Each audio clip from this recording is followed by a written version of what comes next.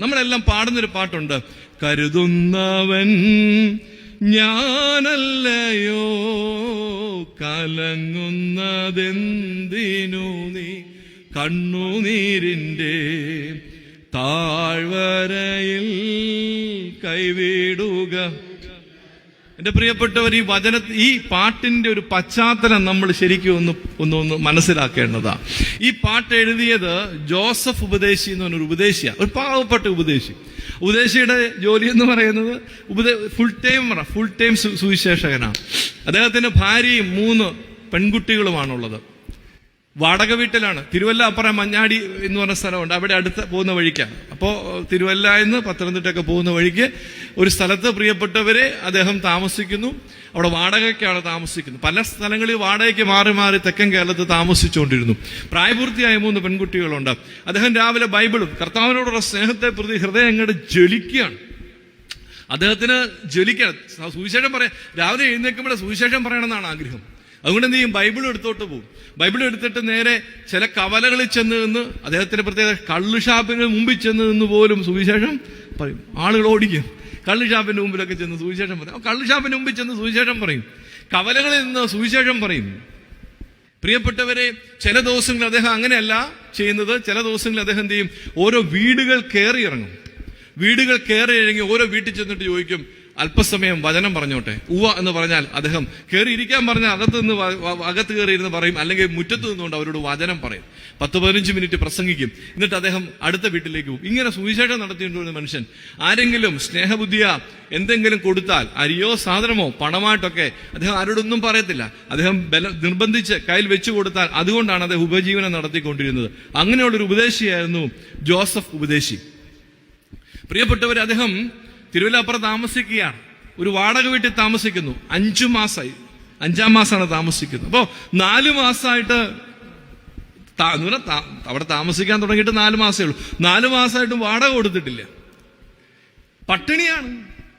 അപ്പൊ 5-ാം മാസമായപ്പോ അതിന്റെ ഓണർ വന്നിട്ട് പറഞ്ഞു, ഹൗസ് ഓണർ വന്നിട്ട് പറഞ്ഞു, അതെ എന്റെ ഉപദേശിയോട് എനിക്ക് സ്നേഹവും ആദരവും ബഹുമാനവുമാണ്. പക്ഷേ എനിക്കും ഒരുപാട് ബാധ്യതകളും പ്രാരാബ്ദമുണ്ട്. ഈ വാടകയൊന്ന് കിട്ടിയിട്ട് ഒരുപാട് കാര്യങ്ങൾ എന്റെ വീട്ടിൽ ചെയ്യാനുള്ളതാണ്. ദയവേത് ഉപദ്രവിക്കരുതെന്ന് പറഞ്ഞു. ഇത് ഉപദേശിക്ക് വലിയ സങ്കടമായി. ഉപദേശി പറഞ്ഞു, എനിക്ക് ഒരു 10-15 ദിവസം കൂടെ സമയം താ. അപ്പൊ 5 മാസം തികയും. 5 മാസത്തെ ഒന്നിച്ച് ഞാൻ വാടക തന്നോളാം. ഈ മനുഷ്യൻ ശക്തമായിട്ട് ദൈവസന്നിധിയിൽ ഈ ഉപദേശി ജോസഫ് ഉപദേശിയും കുടുംബവും തീക്ഷ്ണമായിട്ട് പ്രാർത്ഥിച്ചുകൊണ്ടു. ആ പറഞ്ഞ ഡേറ്റ് എത്തി. 5 മാസം തികയുന്ന ഡേറ്റ് എത്തി. കൃത്യമായ ഹൗസ് ഓണർ വന്നു. ഹൗസ് ഓണർ വന്നിട്ട് പൈസയ്ക്ക് വേണ്ടി കൈ നീട്ടി. 5 പൈസ കയ്യിലില്ല. 5 പൈസ ഇല്ലെന്നല്ല, 2 ദിവസമായിട്ട് പച്ചവെള്ളം മാത്രം കുടിച്ചാണ് ജീവിക്കുന്നത്. പട്ടിണിയാണ് വീട്. 2 ദിവസമായിട്ട് പച്ചവെള്ളം മാത്രം കുടിച്ചാണ് ജീവിക്കുന്നത്. പട്ടിണിയാണ് വീട്. ഇതാണ് അവസ്ഥ. എന്തു പറയാനാ, എന്ത് ചെയ്യാനാ അറിയത്തില്ല. ഈ മനുഷ്യൻ, ഈ ജോസഫ് ഉപദേശി കണ്ണുനീരോടെ വന്നിട്ട് പറഞ്ഞു, ഭാരപ്പെടണ്ട, നാളെ 2 മണിയാകുമ്പോൾ താങ്കൾ വന്ന് ഇതിന്റെ താക്കോല് ഞാൻ ഈ ഉത്തരത്തെ വെച്ചേക്കാം, എടുത്തു. ഞങ്ങൾ 2 മണിയാകുമ്പോൾ ഇവിടുന്ന് പൊക്കോളാം. ഉറപ്പായിട്ടും 5 മാസത്തെ കുടിശ്ശിക ഞാൻ എങ്ങനെയെങ്കിലും ഉണ്ടാക്കി തന്നോളാം. താങ്കൾ ഭാരപ്പെടേണ്ട, നാളെയും കൂടി ഞങ്ങൾ ഈ വീട്ടിൽ നിന്ന് ഇറങ്ങിപ്പോക്കോളാം. പ്രിയപ്പെട്ടവർ, അദ്ദേഹം ഒന്നും മിണ്ടാതെ തിരിച്ചുപോയി. ആ നിമിഷം ഒന്ന് മുട്ടയിൽ നിന്ന് പ്രാർത്ഥിക്കുകയാണ് കുടുംബം. ദൈവം ഒരു അത്ഭുതം പ്രവർത്തിക്കും. പക്ഷെ ഒരു അത്ഭുതം പ്രവർത്തിച്ചില്ല. പ്രത്യേകിച്ച് അത്ഭുതങ്ങളൊന്നും സംഭവിച്ചില്ല. പിറ്റേന്ന് ഉച്ചയ്ക്ക് 2 മണി, അപ്പൊ ഭക്ഷണം കഴിച്ചിട്ട് 3 ദിവസം അന്നേരം ഉച്ച കഴിഞ്ഞ് 2 മണി സമയമായപ്പോൾ പ്രത്യേകിച്ച് ഒന്നും സംഭവിച്ചില്ല. അദ്ദേഹവും കുടുംബവും അദ്ദേഹം ഡ്രസ്സൊക്കെ, തുണി സാധനങ്ങളൊക്കെ എടുത്ത്, വലിയ ബാഗൊന്നുമില്ല, ഭാണ്ഡക്കെട്ട് പോലെ മറ്റു വലിയ തുണിയിൽ ബെഡ്ഷീറ്റിൽ കെട്ടി ഇദ്ദേഹവും കുടുംബവും, ഇദ്ദേഹവും ഭാര്യയും 3 മക്കളും കൂടെ വീട്ടിൽ നിന്ന് ഇറങ്ങി വളരെ സാവകാശം ഒരു 4 മണി സമയം കഴിഞ്ഞപ്പോ വളരെ പതുക്കെ മുറ്റത്ത് കുറെ നേരം ഇരുന്നു. അതിനുശേഷം കുറച്ച് താഴത്തെ മുറ്റത്തേക്ക് ഇറങ്ങിയിരുന്നു. അങ്ങനെ പതുക്കെ ഒരു 4 മണിയായപ്പോൾ ബസ് സ്റ്റോപ്പിൽ ചെന്നു. എങ്ങോട്ട് പോകണമെന്നറിയത്തില്ല. എങ്ങോട്ടെങ്കിലും പോണേ തന്നെ വണ്ടിക്കൂലിക്ക് നയാ പൈസ കയ്യിലുമില്ല. ബസ് സ്റ്റോപ്പില് ജോസഫ് ഉപദേശിയും ഭാര്യയും 3 മക്കളും കൂടെ, അതും പ്രായപൂർത്തിയായ 3 പെൺകുട്ടികളും കൂടി ഇരിക്കുക. ആളുകളൊക്കെ പോകുന്നവരൊക്കെ കണ്ട് ചിരിക്കുകയും ഉപദേശി എവിടെ പോവാന്നൊക്കെ ചോദിക്കുകയും ചെയ്യുന്നുണ്ട്. അതിനപ്പുറത്ത് ആളുകൾ അടുത്ത് വന്നൊന്നും ചോദിക്കുന്നൊന്നുമില്ല. സന്ധ്യയാകും തോറും ഉപദേശിയുടെ കണ്ണിൽ നിന്ന്, അദ്ദേഹത്തിന്റെ സാക്ഷ്യം എങ്ങനെയാണ്, കണ്ണിൽ നിന്ന് ശരിക്കും ചോരയാണ് വരിക. കണ്ണുനീരല്ല, ചോരയാണ്. കണ്ണുനീര് വറ്റി. എന്ത് ചെയ്യും അറിയത്തില്ല. തമ്പുരാനെ മാത്രം മുറുകെ പിടിച്ചുള്ളൊരു ജീവിതം എന്ത് ചെയ്യും അറിയത്തില്ല.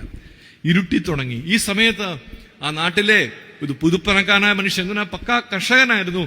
മക്കൾ 2 പേര് മിടുക്കരായിരുന്നു. മൂത്തവൻ പഠിച്ച് സ്കോളർഷിപ്പ് കിട്ടി അമേരിക്കയ്ക്ക് പോയി, നല്ല ജോലി കാര്യം പഠിച്ച് ജോലിയായി.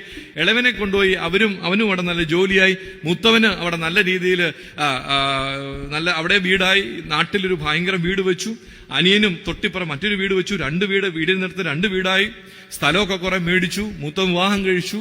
ഈ സാഹചര്യത്തിൽ നല്ല സമൃദ്ധി ജീവിക്കുന്ന ഒരു മനുഷ്യൻ, എന്നാൽ ദൈവാശ്രയമുള്ള മനുഷ്യനാണ്. ഇദ്ദേഹം ഇടയ്ക്ക് ഉപദേശി ആ വീടിന്റെ വാക്കുകൂടെ പോകുമ്പോൾ വീട്ടിലേക്ക് വിളിച്ചു കയറ്റി വചനം കേൾക്കുകയും അദ്ദേഹത്തിന് ചില സഹായങ്ങളൊക്കെ ചെയ്യുകയും ചെയ്യുമായിരുന്നു. അപ്പൊ ഈ ഉപദേശി അദ്ദേഹം ഇടയ്ക്ക് തന്റെ ഒരു വേലക്കാരനെയും കൊണ്ട് നടന്നു പോകുന്ന വഴിക്ക് ഈ ബസ് സ്റ്റോപ്പിൽ ഇങ്ങനെ ഈ ഉപദേശിയും കുടുംബം ഇരിക്കുന്നതൊക്കെ കണ്ടു.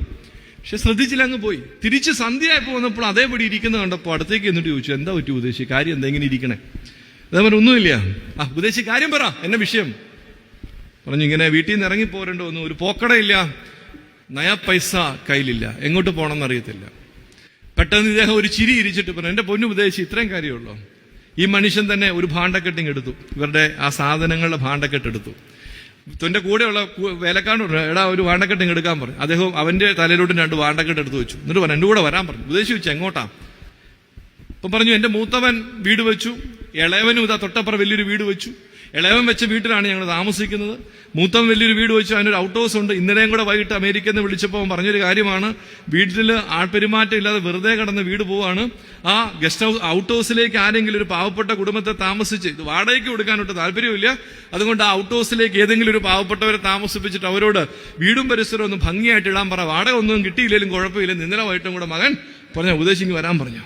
നേരെ കൂട്ടിക്കൊണ്ട് ഔട്ട് ഹൗസിൽ ചെന്നു. ഔട്ട് ഹൗസ് തുറന്നിട്ട് പറഞ്ഞു, വേണ്ട ഉപദേശി ഔട്ട് ഹൗസിലല്ല, ഉപദേശി വീട്ടിൽ തന്നെ താമസിക്കണമെന്ന് പറഞ്ഞ് ആ വലിയ വീട് ഉപദേശിക്കായിട്ട് തുറന്നിട്ട് കൊടുത്തു. അതിനുശേഷം ആ സാധനങ്ങളെല്ലാം അവിടെ തിരിച്ചു വെച്ചപ്പോൾ ഈ മനുഷ്യന് മനസ്സിലായി, പാത്രങ്ങളേ ഉള്ളൂ, അരിയോ സാധനമൊന്നുമില്ല. അന്നേരം തന്റെ വീട്ടിൽ നിന്ന് കുറെ അധികം അരിയും സാധനം എടുത്തോണ്ട് വന്നു, അവർക്ക് കൊടുത്തു. പ്രിയപ്പെട്ടവരെ, അന്ന് രാത്രിയിൽ 3 ദിവസത്തിന് ശേഷം അരി വെച്ച് കഞ്ഞി വെച്ച് വയറ് നിറച്ച് കഞ്ഞി കുടിച്ച് സുരക്ഷിതമായ ഒരു വീട്ടില് ഉറങ്ങാൻ കിടക്കാണ്. ഭാര്യയും മക്കളും വളരെ വേഗത്തിൽ ക്ഷീണം കാരണം കൂർക്കം വലിച്ച് ഉറങ്ങാൻ തുടങ്ങി. പക്ഷെ ഇദ്ദേഹത്തിന് കടന്നിട്ട് ഉറക്കം വരുന്നില്ല. പാതിരാത്രി ചാടി എഴുന്നേറ്റു. ഒരു മെഴുകുതിരി കത്തിച്ചു വെച്ചിട്ട് ആ മെഴുകുതിരി വെളിച്ചത്തില് മുട്ടുകുത്തി നിന്നുകൊണ്ട് ആ മനുഷ്യൻ ചങ്ക് പൊട്ടി എഴുതിയ, പ്രിയപ്പെട്ടവരെ, വരികളാണ് നമ്മളിപ്പോ പാടിയത്. കരുതുന്നവൻ ഞാനല്ലയോ, കലങ്ങുന്നതെന്തിനു കണ്ണുനീരിന്റെ താഴ്വരയിൽ കൈവിടുക. നിന്റെ കണ്ണുനീരിനെ മറികടന്നു പോകാത്തൊരു ദൈവമുണ്ട്.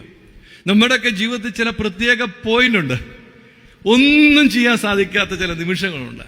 നമ്മളങ്ങ് സ്റ്റക്കായി പോകും. എന്ത് ചെയ്യണമെന്നറിയാതെ ഒന്നും ചെയ്യാൻ സാധിക്കാത്ത രീതിയിൽ ആയിപ്പോകുന്ന സമയമുണ്ട്.